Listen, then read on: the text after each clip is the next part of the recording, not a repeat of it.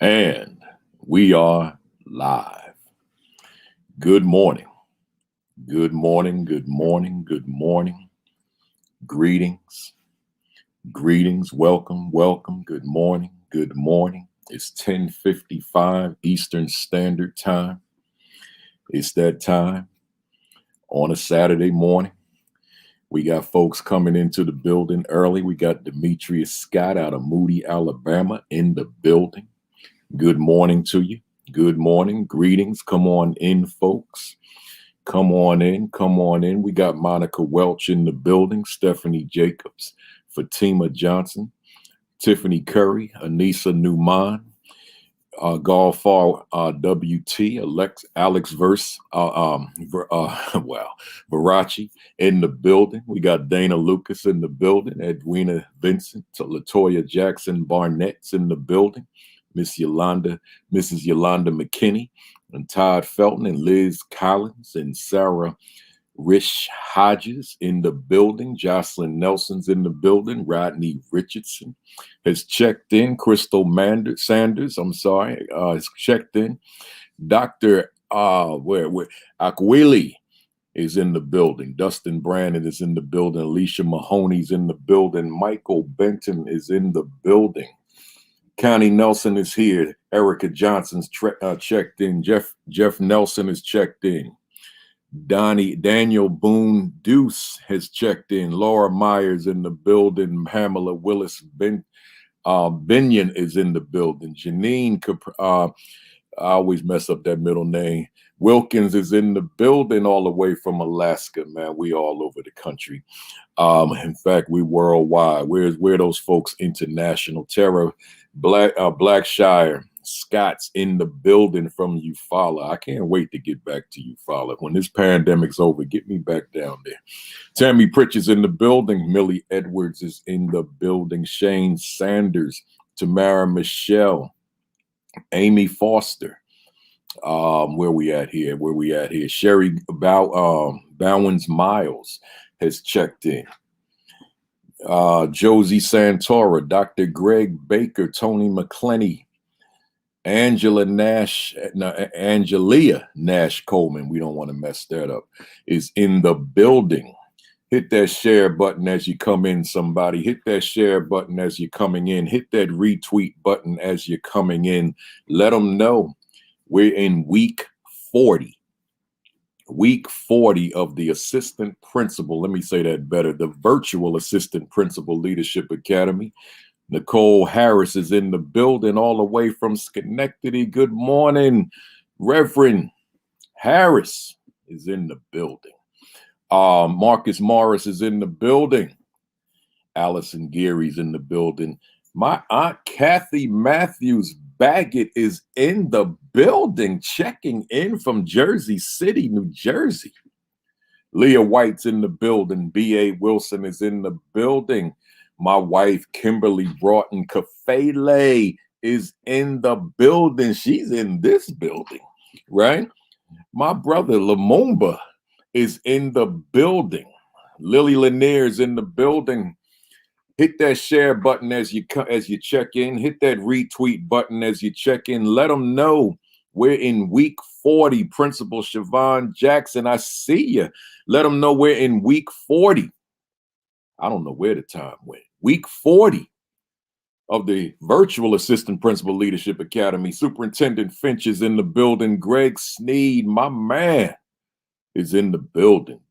Dot McKeever Jeter, retired principal, is in the building. TB Summers, Kimberly Carruthers is here, checked in the building. Teresa Thatcher, is that right? Let me see that. Thacker is in the building. Hit that retweet button for me, somebody. If I miss somebody, I can't see them all. You know, I got 4 different platforms going, so they're racing, right? But look, I just looked at the clock. You know what that means. It's 11 o'clock, y'all. Shout outs are over. So let me formally say to you, good morning. Greetings. Welcome to week 40 of the Virtual Assistant Principal Leadership Academy. And I don't know about you. I think I know about you, but I don't know. I don't know what you woke up with. But let me speak for me. I'm on fire. Y'all didn't hear me. You didn't hear me. I wasn't loud enough. Let me repeat myself. I'm on fire. I'm just letting you know how I feel this morning. Yeah, I know what's going on out here in this world. I know what's happening on my television, my radio, my computer. I know what's going on. But let me tell you something. I'll deal with that. I'll face that. I'll confront that. I'll respond to it. I'll react to it. But ain't nothing going to extinguish my flame. Nothing's going to extinguish my fire, douse my fire. Nothing's going to do that. So I'm going to bring the fire regardless of what's happening in the world. But I don't share that with you every week, every Saturday morning that I'm on fire to bring attention to my fire. I'm bringing that to you. I'm sharing that with you because I want to bring attention to your fire and make sure that you are bringing the fire, because you opted to be a leader, and you can't lead without flames. You can't lead without fire. You got to have your fire if you are going to perform at the highest possible levels. So I'm on fire, but my hope is that you're on fire. See, you got to be brown. I'm looking at them fire flames, Edwina Vincent and Paula Caesar and teacher Sandra. Yeah, you got to bring that fire with you, right? So let's jump into it, y'all. You know, I got my message real quick, and I'm calling this protecting your energy. Notice I've been having this theme of protecting, right? So this week, protecting your energy, right? And here's what I'm saying to you. This work, I don't have to preach the sermon. You already know it requires a ton or tons of energy. You know that, right? I bring a lot of energy to this broadcast because I want to hold the attention of folks for a solid hour. I got to bring energy. But as a leader, I had to bring energy. As a teacher, I had to bring energy. As a leader, you got to bring that energy, particularly during these crisis times of a global pandemic. You still got to bring that energy. But I'm saying to you, you've got to protect it. You got to protect your energy. Because see, if you don't guard it, if you don't shield it, if you don't cover it, if you don't protect it, you can lose it. See, it can become damaged, right? Because your energy, as I said, with everything else, your peace, your joy, etc., is fragile. See, your energy can be fragile. You have to protect it. That's your energy. That's not somebody else's energy. That's your energy. And you must protect your energy. You must guard. You must shield your energy. You must cover your energy. See, so how do I do that? I'm saying to you, don't let anybody sap you of your energy first, because it's yours. But secondly, you got to have balance in your life in terms of your downtime, in terms of your rest, in terms of your relaxation, in terms of whatever it is you do away from the job, from the work, from your leadership. You have to be intentional about doing that, right? I mean, the pandemic is really what woke me up to that. I was like, I just kept going. Even after the heart attack, I just kept going. Now, man, there's a couch right over here. I will shut this computer down, leave the books over here, and go on that couch and stretch my body out and watch meaningless television, right? Like meaningless television. I don't mean news. I mean like some real meaningless stuff, right? To just protect my energy, to bring me down. I'm stretched out on the couch, man, just stretched out. That's what you got to do. You got to protect your energy, or you will not have your energy. Let me move on, y'all. I got a word of the week. My word of the week this week is unimaginable. That's a different one. Unimaginable. That's my word of the week. Here's what I'm saying to you. I'm saying that as you're in your leadership, the aspiring folks, as you transition, the assistant principals, as you're in it, but as you're looking up at the principalship, I'm saying to you, you've got to always be thinking. Watch the oxymoron here. You got to be thinking of the unimaginable, right? Like, how could I think about something I can't imagine? See what I'm saying? But you gotta be thinking about the fact that I'm going to achieve things within my leadership that have never been done before. I'm going to achieve things within my leadership that have never been conceptualized before. I'm going to do things that are going to just blow my staff and students' minds. Man, I'm coming with such newness, such creativity, such ingenuity, right? I'm coming with things that folks never wrote about before. You got to be thinking about the unimaginable. Like I remember, I never thought about doing a 55-week virtual assistant principal leadership academy on Saturday morning, sitting right here in my chair, my workspace. I never conceptualized that. This process is the unimaginable. I mean, the accolades that I receive from people to say, "Oh my God, I got the job," or "I feel so much more equipped," so much, just so much and so forth that people are sending me. This wasn't even on my radar. It was the unimaginable, see, to benefit the world. Somebody could be out there thinking, but you didn't monetize it. That's because you ain't thinking deeply. If I'm benefiting the world, I'm getting paid, right? I'm just putting something out there to impact young people through the leadership, the unimaginable, right? You don't just think at this level. Think at this level.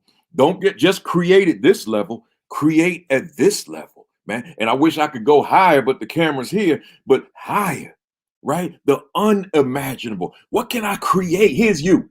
You in your quiet space, not with a bunch of people, TV going, you on the computer, your quiet space. What can I create that has never been created before? The unimaginable, right? Let's go, y'all. Hit that share button, hit that retweet button. Facebook, welcome. Virtual AP Leadership Academy on Facebook, welcome. YouTube, welcome. Twitter, welcome. Hit that retweet, hit that share button. Let's let the world know that we're in week 40, ready to drop some more information. And you notice in the title, it said policy, law and contracts, and then it said and more. Well, I want to go to the and more first, right? I'm gonna get everything in today. I think I planned it appropriately, but I want to go to the and more first. Here we are, January 30th, the last Saturday of January 2021, right? And I want to start this way. For folks in like the northern part of the country, the northeast and the north, this is the midway point of the school year. Folks in the southern districts, this is your past midway because you finish up in May, right? But here, I'm saying to you that we're in the middle of the school year right now, and we're in the middle of a pandemic right now, a pandemic that is just taken off, right? We never imagined this is where we were going to be. Now we thought we'd be on the downside, and now this thing is like all these different strains out here, right? So now, here we are in the midst, the throes of a pandemic, right? Here we are in the middle of a school year. I'm asking you, I got 4 questions for you as it relates to where we are right now. I want to go back to our theme. And the theme of the academy is, does my assistant principalship benefit my school academically? Once again, does my assistant principalship benefit my school academically? That's the overarching theme. That's the underlying question to the 55 weeks. And I might as well say 55 plus weeks, because I ain't going to stop at 55. Ain't no way in the world, right? So but I'm still formally calling it 55 weeks, right? So here's the thing. I'm asking you, in the middle of the school year, hear me, somebody, in the middle of the school year, does your assistant principalship benefit your school academically? Like right now, in the here and now, in real time, is your principalship benefiting your school academically? So with that being said, I got these 4 sub questions that I put together yesterday. Number 1, at this juncture, right now, am I confident that every teacher that I supervise has benefited from my leadership instructionally? Let me ask you that again.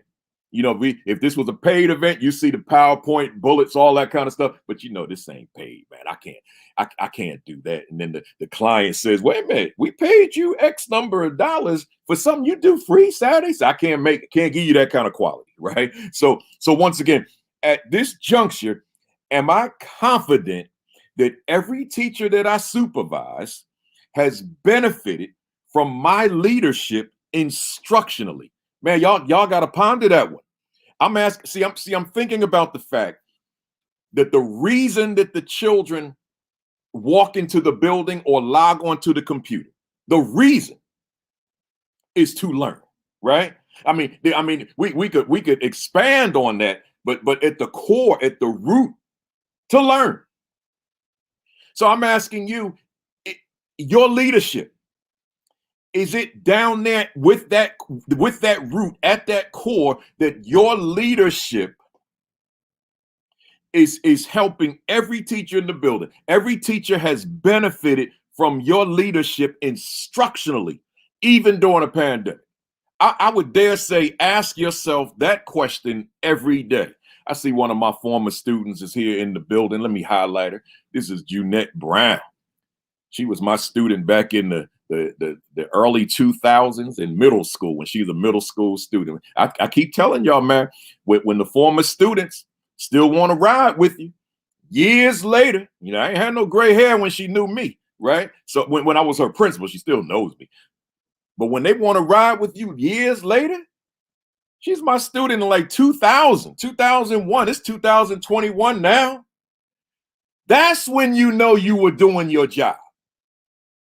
Right? Not necessarily on the job, but when you look back on it 20 years later and you see the students are still with you, now you know you must have been doing something effective. See, that's like almost a true measure of your leadership effectiveness. So I'm saying, with that question that I asked you, good to see you, Jeanette. With that question that I asked you, I'm saying you got to take that with you. But I got a number 2.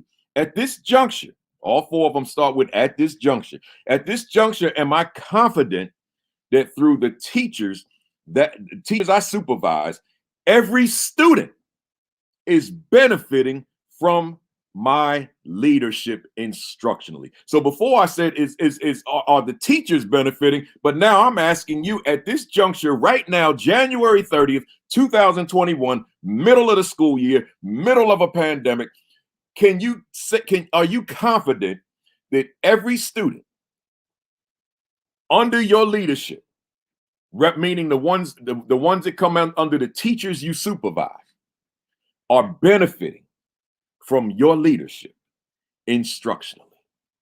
I'm asking you to hold up the mirror. I left my mirror on the table, so we'll use my hand today. Oh man, that light got me looking like I'm like lighter than I really am. I'm like, God, right? I better get the mirror. So see, I'm saying to you, you got to hold up that mirror and ask yourself the question: Are my students benefiting from me? Is there something about my leadership that the youngsters are soaring? And when I say the youngsters, let's take that out of abstraction. I'm talking about all of them. Every youngster on your rolls, are they soaring because of your leadership? And again, to be specific, the ones that are under the teachers that you supervise, right? Let's keep going. I got a number 3 before I get to policy. At this juncture, on a scale of 1 to 10, how would I rate myself as a resource for my staff in the context of the pandemic relative to student performance? That was a lot. Let me reread it. At this juncture, on a scale of 1 to 10, how would I rate myself as a resource for my staff in the context of the pandemic relative to student performance. So that, in other words, I'm asking you, what's your worth and what's your value? That's what I'm asking. What is your worth? What is your value to your staff at this juncture, mid-year and in the middle of a pandemic? To what extent do you see yourself as a resource? If you were to rate yourself from 1 to 10 on a scale of 1 to 10, with 10 being superior, where do you stand right now? That's what the question is asking, right? And then I got a last one, and then we'll get moving. At this juncture, on a scale of 1 to 10, how would I rate myself as an asset to my principal relative to student performance, right? So again, how would I rate myself as an asset to my principal relative to student performance? If you're a principal on here right now, then you just tweak the question. How would you rate yourself as an asset to your school, right? Or I could say an asset to district leadership, your superintendent, but I would rather say to your school. If you're superintendent watching, then an asset to your district, right? So whatever fits for you. If you're a teacher, then an asset to your students. So in this case, I'm saying, how would you rate yourself, assistant principal, as an asset to your principal relative to student performance? But I guess I could tweak that even. How would you rate yourself as an asset to your school relative to student performance, right? So we can look at it a number of different ways. But I want you to take the question seriously, all four, but particularly those two, 1 to 10. Where do you fall? Are you a 10? Are you a 5? Who are you? What are you? Take it seriously. Let's jump into today's topic. But I always tell you, I'm wearing the Chicago American Giants Negro Leagues. Between 1910 and 1930, this was considered the dominant team in the Negro Leagues. But remember, the Negro League started in 1920, so this wasn't the formal organized league. This was, just kind of teams playing one another loosely. It was the team was founded by, managed by, and the star pitcher and the owner went by the name of Rube Foster, an African American. He owned the team, he founded the team, he managed the team, and he was the star pitcher. He was a superior pitcher on the team. Rube Foster, whom in 1920 created the first of several different Negro leagues. This was in 1920, the National Negro League. And Chicago American Giants were one of the dominant teams in that newly formed league, which we just left out of the 100th anniversary in 2020, as you guys should know by now. So now, enough said. Topic today, we're in chapter 5 of the Assistant Principal 50. We're in chapter number 5, right? Do you have this book? You say you don't have it? You don't have it yet? The Assistant Principal 50? That coincides with the academy? Get your hands on this book. Go to Amazon. You can do that right now. You can multitask. Go to Amazon right now. Go to ascd.org right now, and then get its companion. This is they husband and wife, right? So get its companion, the Aspiring Principal 50, right? So get them both. I'm gonna read out of the Assistant Principal 50 today. So I got 5 questions from the book today. Kim Wilson Daniels out there taking notes. I got 5 questions from the book, and I got 4 that I generated. So I got 9 questions. Let's jump at it. Now, question number 27 is coming right out of the Assistant Principal 50, and it reads, am I conversant in my school district's policies, right? Am I conversant in my school district's policies, right? So when I say that, that's the book question, and I'm thinking about the policies, and I mean, they're just so many, right? Thick volumes of policy. Am I conversant in my school district's policies? So that's the book question. Now, my question, number 1, what is the evidence that I am conversant in my school district's policies? Again, what is the evidence that I am conversant in my school district's policies? Now here's the key word here. The key word is evidence, right? Because see, I can ask the question, am I conversant? Or I can drop the word conversant and just ask you, do I know my school district's policies, right? Do I know them? But see that but I'm asking you, but what is the evidence that you know them? So let's break that down. And the first way I want to break it down is to distinguish the word conversant from the word familiar, right? So you could be familiar with your district policies, but I'm gonna state to you on January 30th, 2021 at 11:20 Eastern Standard Time that being familiar is not good enough. Being familiar is actually unacceptable. You can't be just familiar. You have got to be conversant. You have got to be able to articulate what your policies are stating. You have to be able to retain and be able to reach back during various times, which we're going to discuss this morning, what those policies state, right? You got to know these policies. So you have to be conversant in policy. And the reason why is because many of the decisions that you will make, if not all, but many of the decisions that you will make as a school leader will be rooted in district policy. As I said last week, you can't just make emotional decisions. I mean, of course, there's a temptation to do so.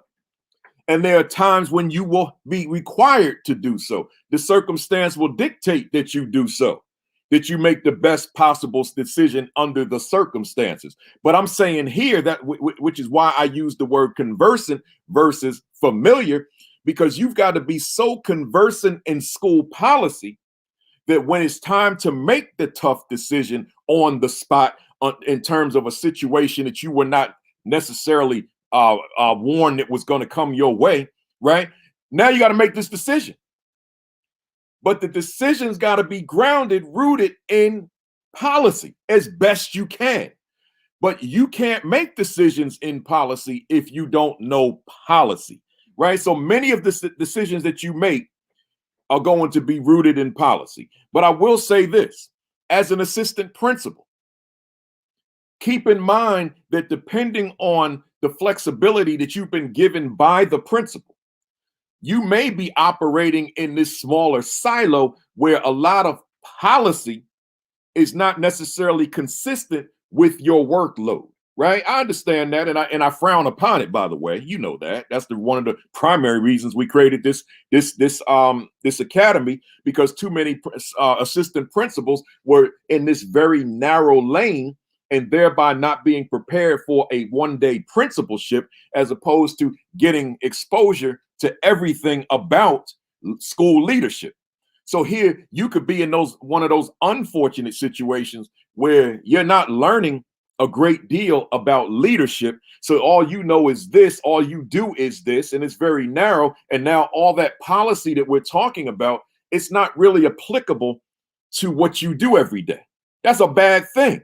But I'm saying to you, that's okay. Because remember, those of you that haven't been with us for the whole 40 weeks now, go back to some of the earlier sessions when I talked about, if you're in that situation, then study your principle. Use your principle as a course of study so that you can still make that transition at some point. Study your principle. Study the movement of your principle if you're not getting the exposure. Interact with other principles, etc. Right? So I don't want to go off on a tangent on that, but I want to just make the point that although you may be operating in a very narrow lane, you still must be conversant in policy. Because if you're an aspiring principal, at some point you will be in that seat, right? So you have to know that information. But on the other hand, let's say hypothetically your principal is out for an extended period of time, a conference, sickness, meetings, whatever. Then you will be called upon to lead the school. You will step into the principalship. And now that you've stepped into the principalship, you know, here you are with this discipline-minded thinking, perhaps, in terms of this narrow lane that you work within. And now the principal's gone and they called upon you. You're gonna have to lead the school for the next month, and you don't know policy.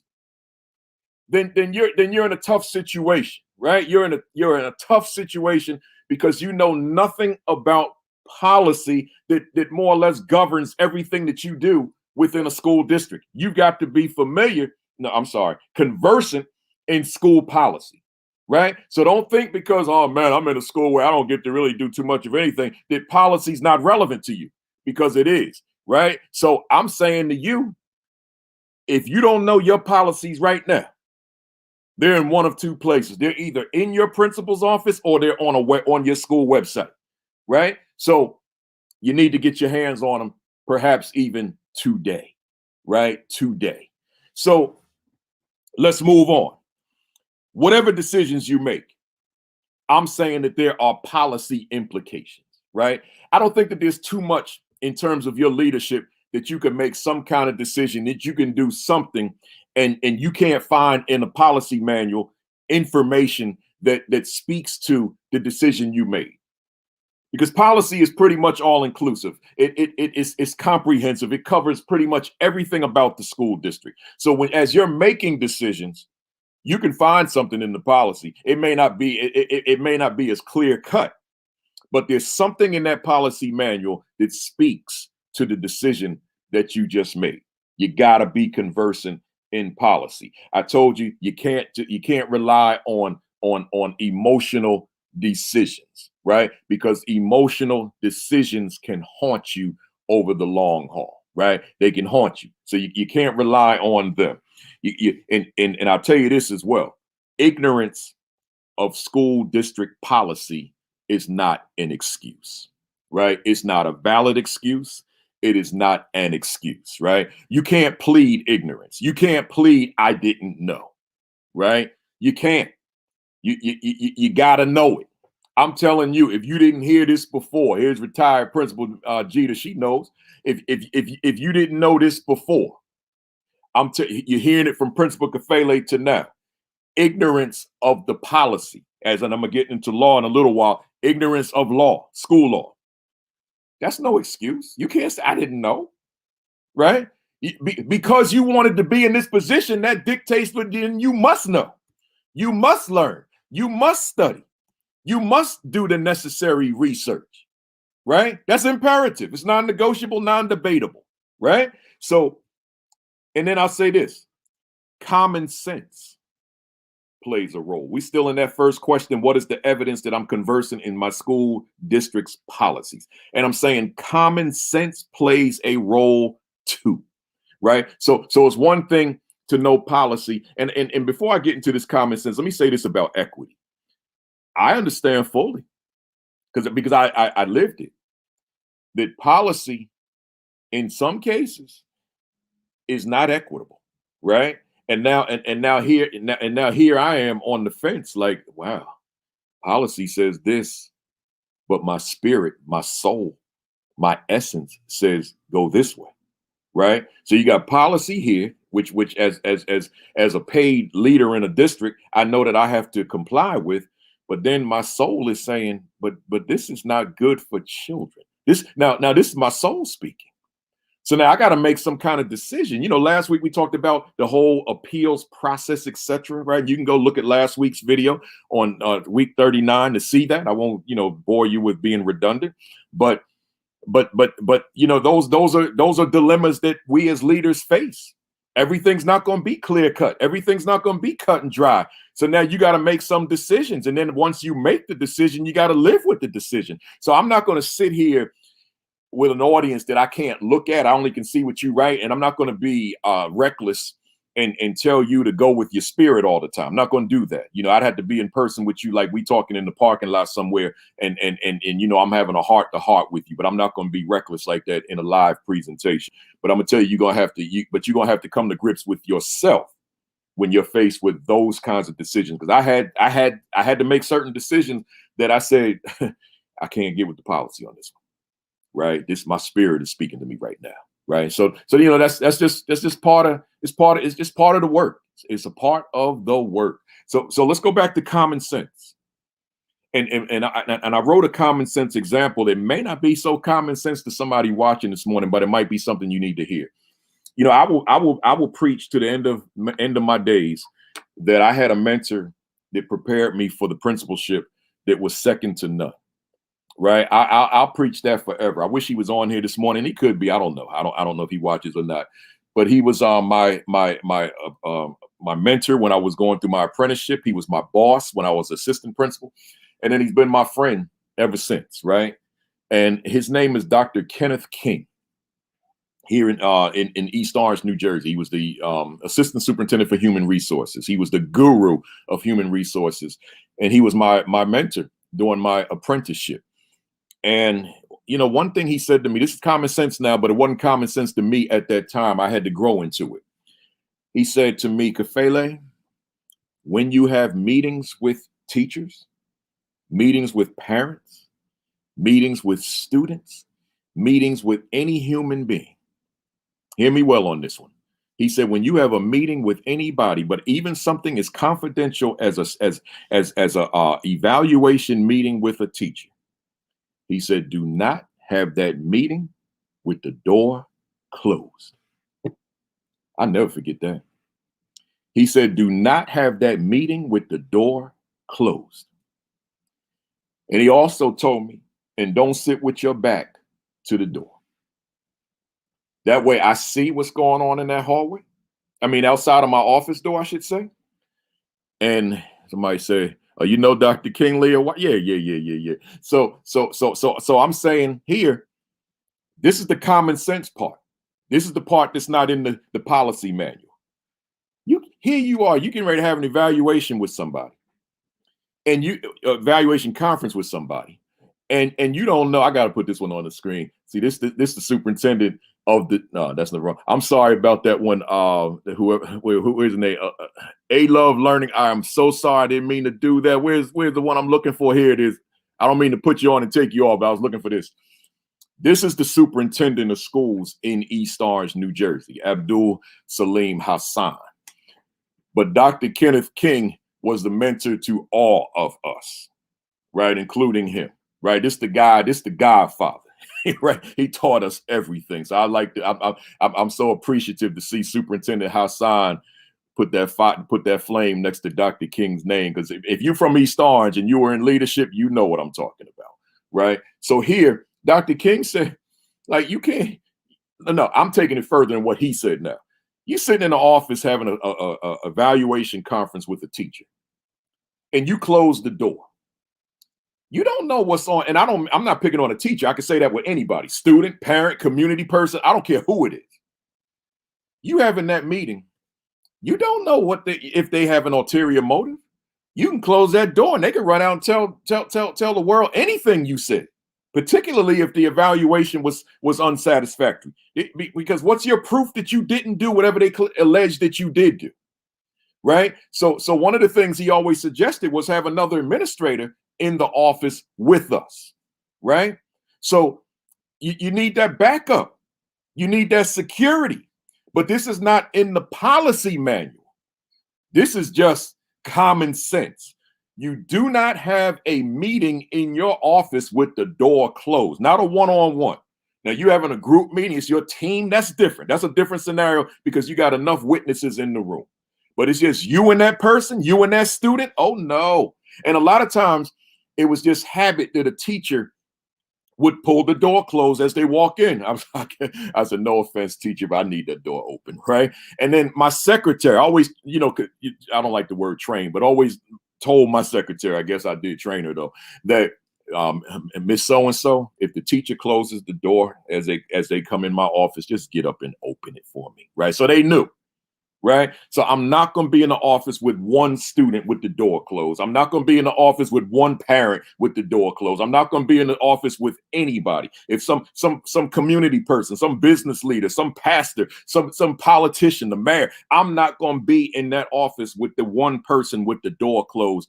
That's what my boss, Dr. Kenneth King, that's what he taught me during my apprenticeship. And I can say definitively that I have never had a meeting with anybody with my door closed, right? Because I'm not going to be accused of anything.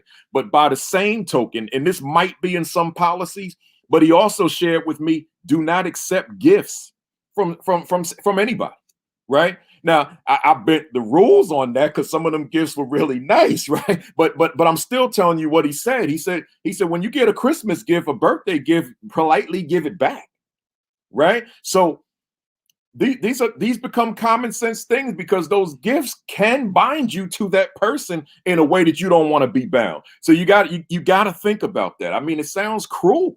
I know it does. It sounds harsh, but I got to put it out there, right? That's some of the common sense. But I won't harp on the gifts as much as I will harp on the door. Keep your door wide open. If the question is, but isn't the information confidential?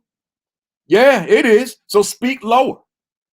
Right? Or don't have a bunch of people in your main office at the time that may be able to hear you. But do not close that door. You're hearing it from me this morning. And Superintendent Abdul Salim Hassan, by referencing Dr. King's name there, I'm sure he agrees with me on that. Right. So just keep that in mind. We're talking about making sure you guys are highly effective as assistant principals. So sometimes we got to drop some things on you that may be a little bit uncomfortable, right? Might be a little bit uncomfortable. Let me keep going. So here we go. I said I wanted to read something to you real quick. Let me read this to you. It says, I'm coming out of the assistant principal 50. It says, if you are making decisions that contradict your district's policies, in an extreme case, your career as a school administrator may be jeopardized. As I stated previously numerous times, many APs spend an inordinate amount of their time disciplining students, unfortunately, I might add. Well, the consequences that you impose must be grounded in district policy. You can't, based on emotion, suspend a student for however many days you may deem fit if your district's policy doesn't support your actions. Ignorance of the policies is never a valid excuse. So you mad, you want to suspend youngster for X number of days, but policy may say them X number of days you may, because I remember when going to a district, they told me you could suspend a student for 10 days. I'm like, that don't even sound right. And then I found out it wasn't right? But not that I would want to anyway. But just 10 days. Are you serious? There's a policy to support that? And it turned out that it wasn't, right? So I'm saying to you, you can't just be upset and now you want to suspend for X number of days because you're upset with this student, right? So you gotta be conversant is the point that I'm making here. Not familiar. Familiar is not good enough. You've got to be conversant. Let's keep moving. Number 2. He said number 2. We on number. It's 11:38. Do I review my district's policies regularly? Oh man, I might be stepping on some toes now. Do I review my district's policies regularly? Do me a favor. Can you hand me that mirror? Got my son here, right? I need my mirror, y'all. You know, you way out the picture. You good. I need my mirror, y'all. See, I'm saying here, see, I should have been prepared. I need to clean it off too. Y'all see that?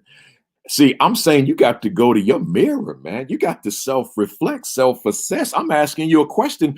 Do I review my district's policies regularly?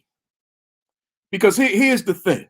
Like for those of you who are aspiring, you may not understand what I'm saying when I say policy. Let me break this down.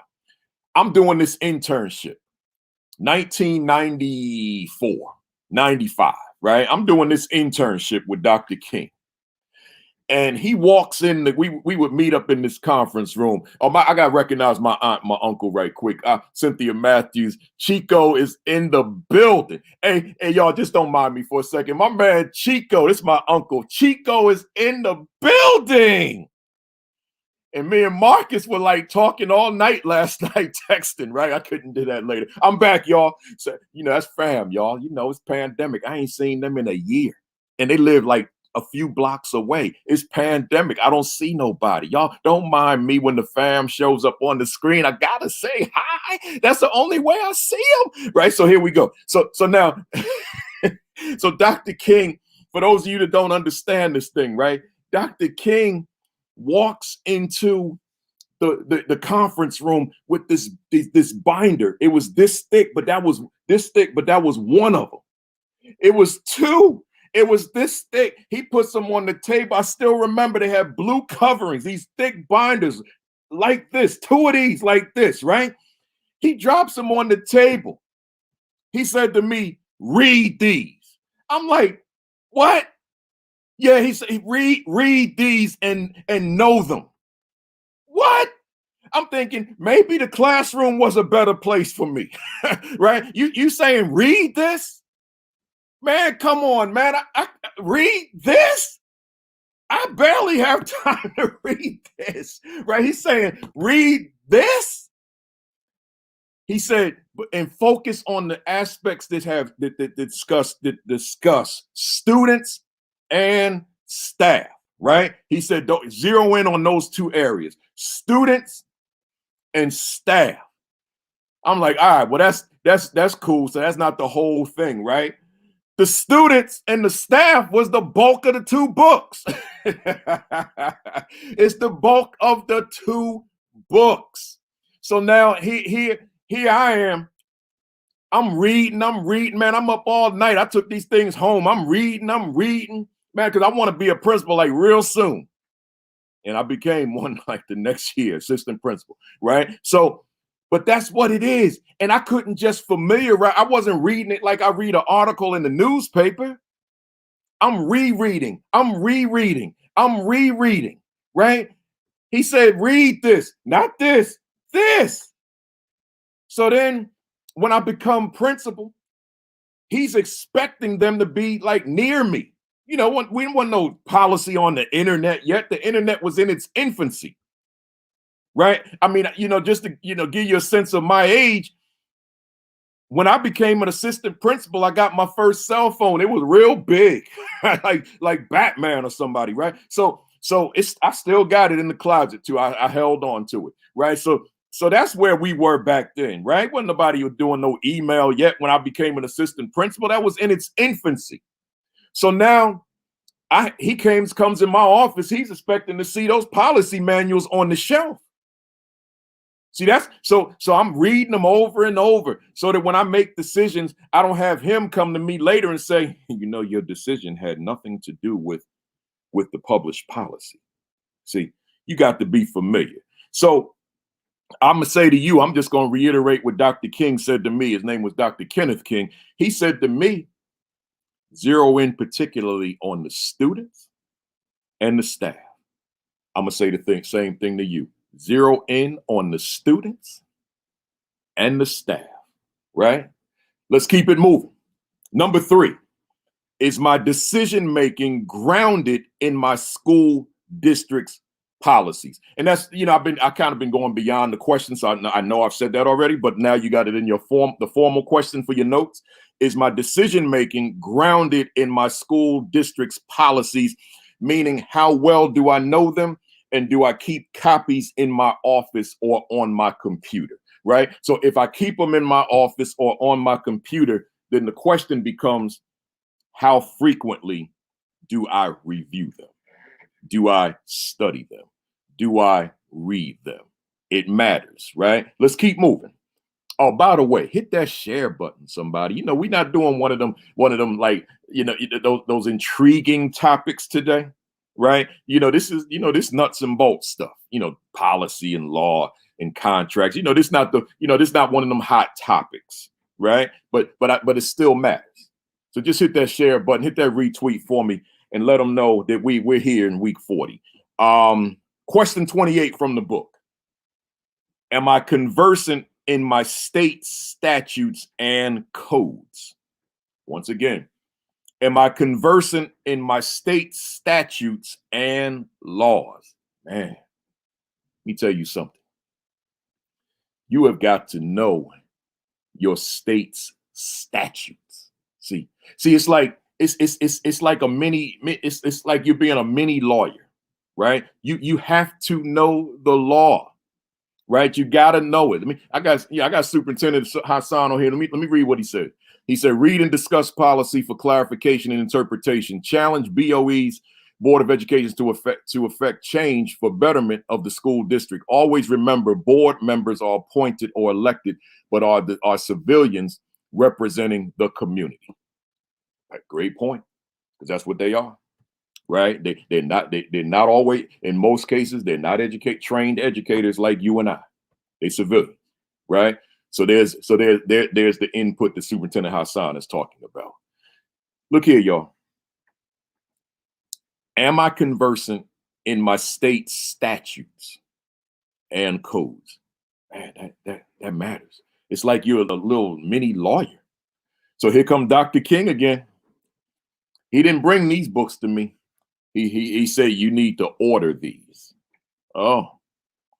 So I went on and ordered. In New Jersey, it's called Title 18A. For the state statutes and the state codes, Title 6A. So I ordered 18A. The font size, I think the font size was like a 9 or a 10. He said, read this. Oh, man. Classroom looking real good now. This is what leadership's all about.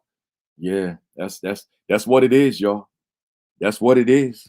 So again, someone asked me question number 3 again. Is my decision making grounded in my school district's policy? Right. So now I had to read these law books and see when I took obviously school law, but we weren't required to read 18A, which is again New Jersey statutes, and 6A New Jersey codes. I had to do that starting with my apprenticeship and then just throughout my principalship.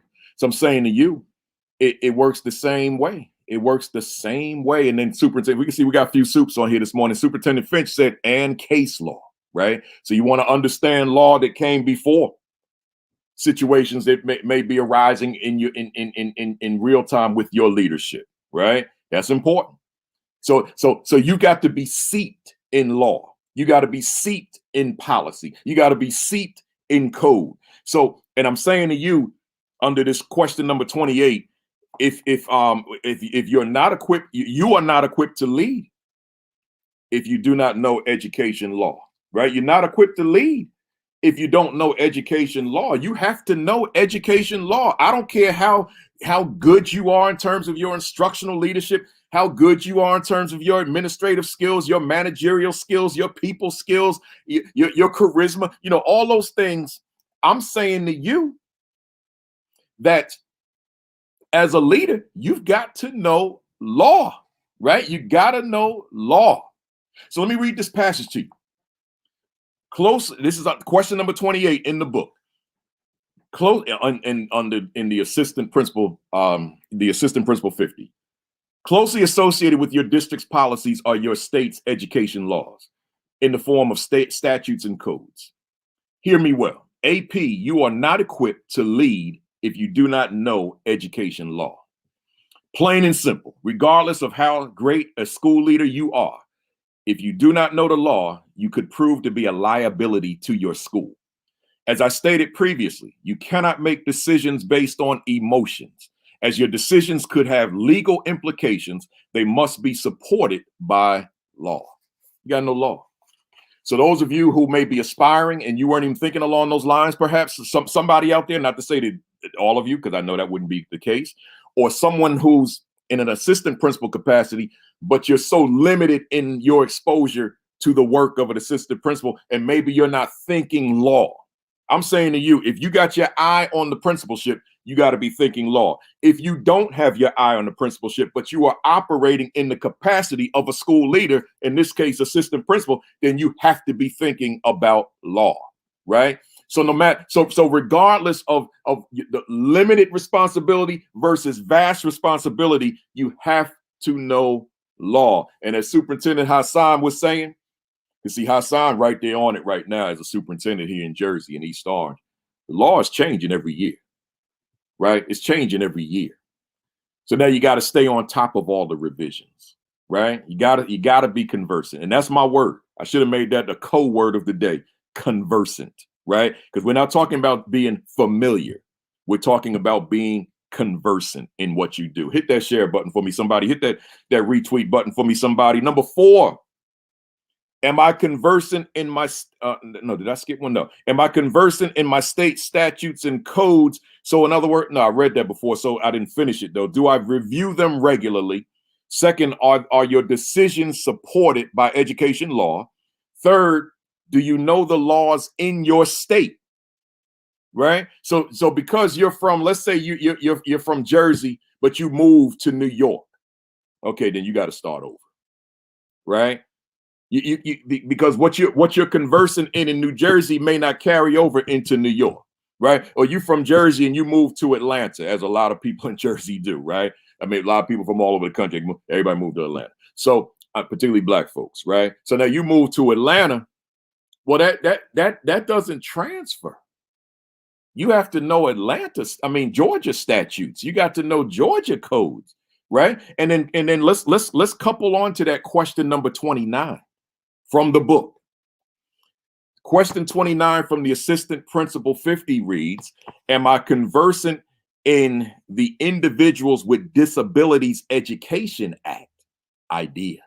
Oh man. Let me read that again.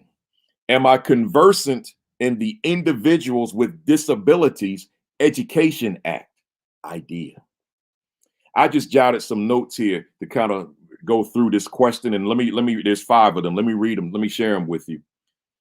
Ignorance of special education law can be a career ender. Let me say that again. I think Superintendent Finch and Hassan can support me on that one too. Ignorance of special education law can be a career ender. See, you were so good at what you do, but you were so lax in special education law. You have got to know the Individuals with Disabilities Education Act, known as IDEA. You've got to know it. And let me tell you how long it is in terms of pages if you don't know. We're talking about a document on over 400 pages, right? But the beauty is we're in the internet age. It's online. The entire thing is online. Just like your statutes, just like your policies. It's all online, right? So you don't have to get the thick volumes. Myself, I would want the thick volumes because I'm just a book-oriented person. I've never read a book online, an ebook, a Kindle. I don't want one. I don't want anyone to gift me one. I don't want to read a book online, right? I'm never going to read a book online. A lot of people ask me to do audio books. I like the idea, but I'll probably never do one, right? Because I'm just old school, traditional. I'm just a book guy, right? So I would want the volumes on my shelf as I had all of them. I know I got access and maybe a quick reference. I would use it online, but I want the book. Right. But that's just me. I'm not trying to impose that. I'm just sharing a little bit of me. Right. So do you review the Individuals with Individuals with Disabilities Education Act on a regular basis, particularly if you've got special needs students in your school? Do you review the law on a regular basis? Are your decisions toward your special needs students supported by education law? Right?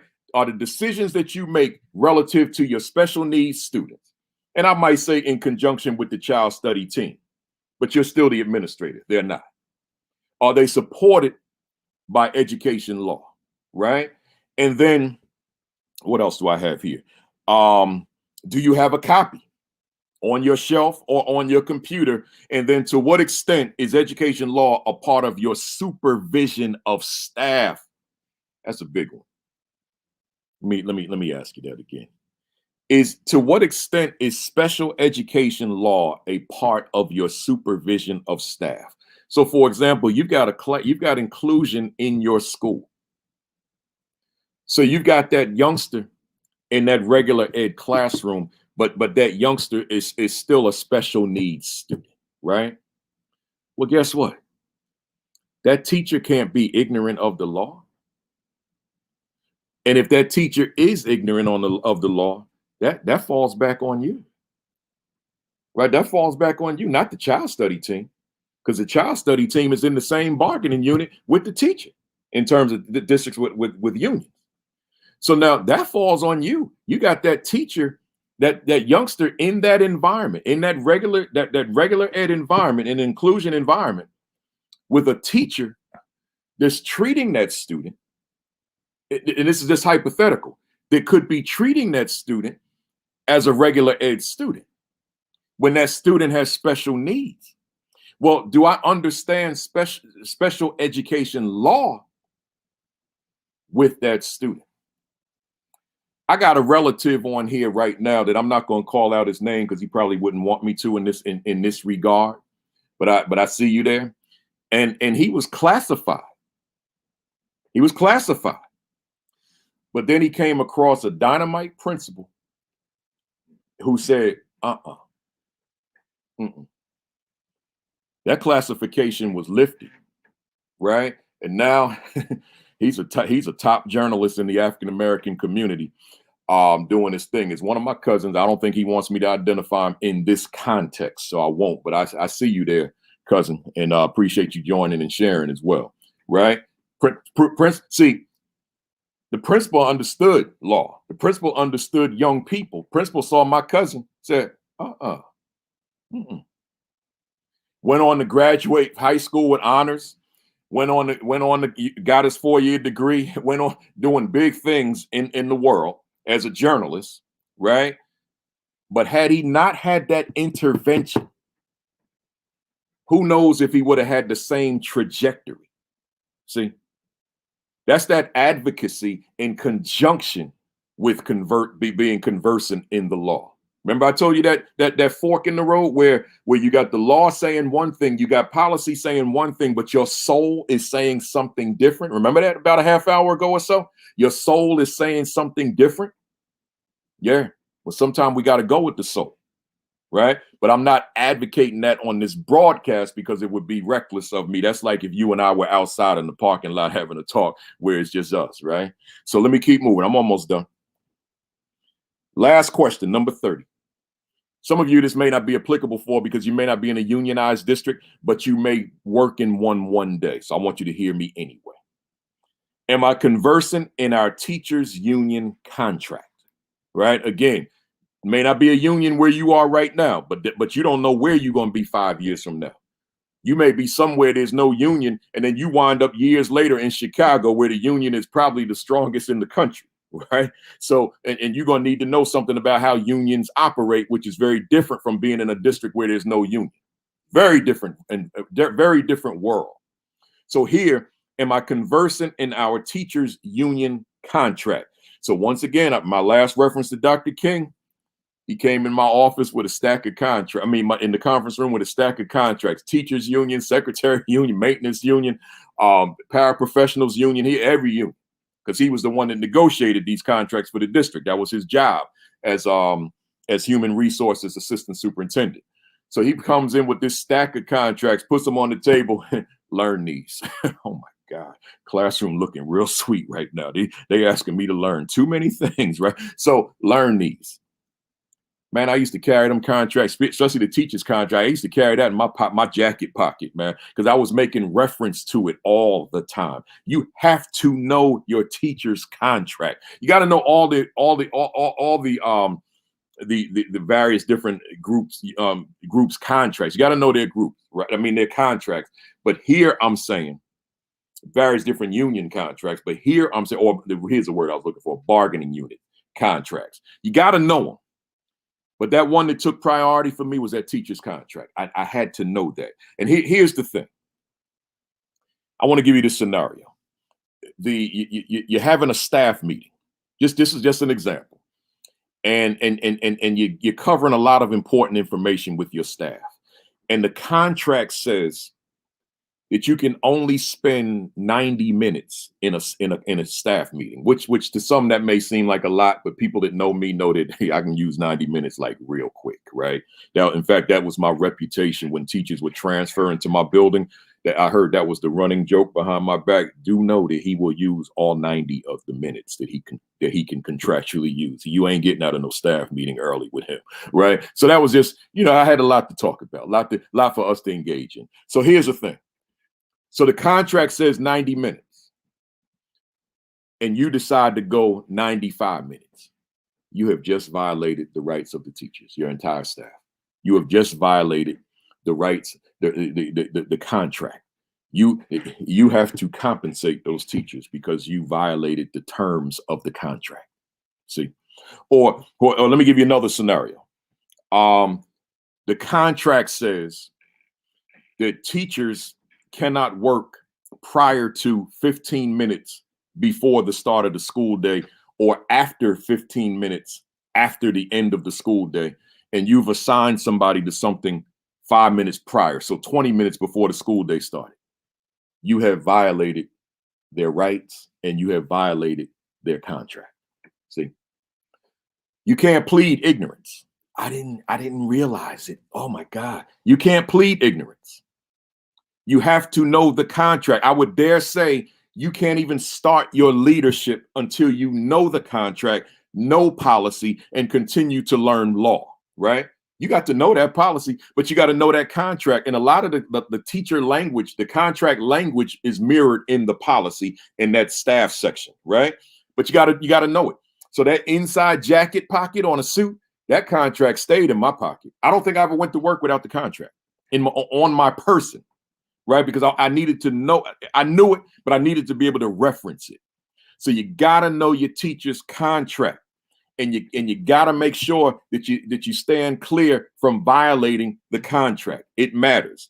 So I'm asking you the question: do you review your teacher's contract regularly? Those of you who are in a unionized district, are your decisions supported by your teacher's contractual rights? And do you have copies of your teacher's contract and the other bargaining units? Do you have their contracts in your office or on your person? And have you familiarized yourself? Beyond familiarizing, though, are you conversant in your maintenance contract, your secretarial contract, your nurse's contract, your teacher's contract, your paraprofessional's contract, your security contract? I mean, you got all these different units in a school district, and all of these folks report to you. How they cannot report to you and you don't know their contract. You got to know their contract. So you got a lot of reading to do. You got a lot of homework you got to do. It's not just the things we've talked about for the previous 39 weeks, well, really 38 weeks, because last week we did policy. But it's though all those weeks are important. All that content is important. But so is this. You got to know contract. You got to know policy. You got to know law.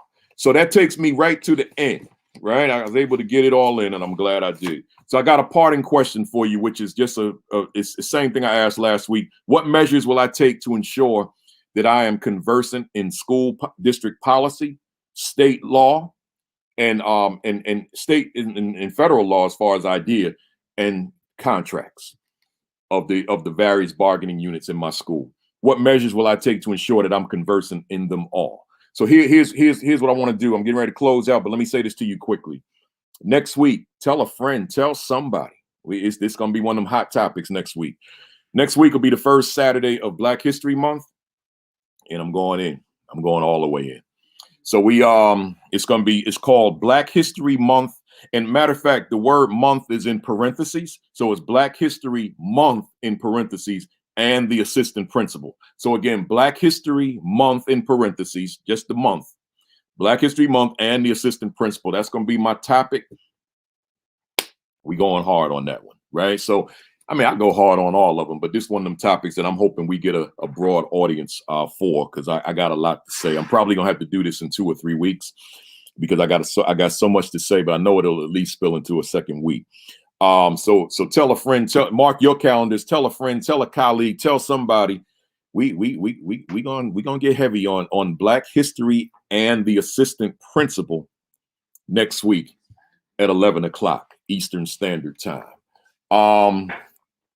If you don't have this yet, get your copy. The assistant principal 50, right? And then get the companion, the aspiring principal 50. Amazon, ascd.org, principalkafele.com, barnesandnoble.com, anywhere education books are sold. But don't stop there. The principal 50, right? That's the first of my 50 books in terms of the leadership. I got a teacher one, but the principal 50, get that too. Same websites. And then top it off with, is my school a better school because I lead it? You know, get your hands on this as well. Is my school a better school because I lead it? This is really, I haven't been pushing this heavy. It's a bestseller. These are all bestsellers, but this is, you need this one. Because the title alone, is my school a better school because I lead it? I mean, there's a lot to ponder there just on the title. So get your hands on that. And then while I'm at it, I might as well show you these. Closing the attitude gap, not the achievement gap. I can't close an achievement gap until I close the attitude gap. Get your hands on this. Same place, Amazon, Barnes and Noble, ASCD, that's my publisher, .org, ASCD.org, principalkafele.com. The Teacher 50, critical questions for inspiring classroom excellence, motivating Black males to achieve in school and in life. Once again, motivating Black males to achieve in school and in life. So these are my 7 ASCD books. And then my newest one will be here in May, the Equity and Social Justice Education 50 will be here in May. And I am excited about that. So be on the lookout for that. That's a little bit later, but be on the lookout for that. The Equity and Social Justice Education 50. To close up, y'all, make sure that you make sure you check out my book of the week. Every Sunday morning, I post a book of the week on all my social media platforms. So look out for that. Like and follow my Facebook page called Virtual AP Leadership Academy. Same name as this academy. I post a commentary the next day that's rooted in the discussion. So I go a little bit further, a commentary every Sunday. I try to do it in the morning, but some days I get caught up into things. But like and follow that page, the Virtual AP Leadership Academy. Then go to YouTube. And if you need to watch any of these, the prior one, you know, we got 40 sessions now. You can go to my YouTube channel, same name, Virtual AP Leadership Academy. I keep it consistent, right? So go to that page and binge watch. We said we got 40 hours of content, 40 hours of content of this Virtual Assistant Principal Leadership Academy, which includes all of my interview videos, right? Includes those. So watch them. And then also, I'm doing a webinar this Tuesday. I think it's Tuesday. Yeah, Tuesday with National Association of Elementary School Principals on developing your resume and interview skills, right? So although I already have that on my channel, you never know, I might put something that I haven't recorded before. So again, this Tuesday, go to my Facebook page and scroll down and you'll see how you can register. NAESP.org, National Association of Elementary School Principals. I'm doing an hour-long webinar on developing your resume and developing your interviewing skills for the interview for the principalship. And that'll be on Tuesday at 4:00 p.m. So register now. Go to naesp.org and look for webinars, or just go to my Facebook page and scroll down and you'll see the ad that I posted on my page about 2 or 3 days ago, right? I'm not going to bore you with the COVID talk. You already know what you got to do. I'm not going to bore you with the diet and exercise. You already know what you got to do.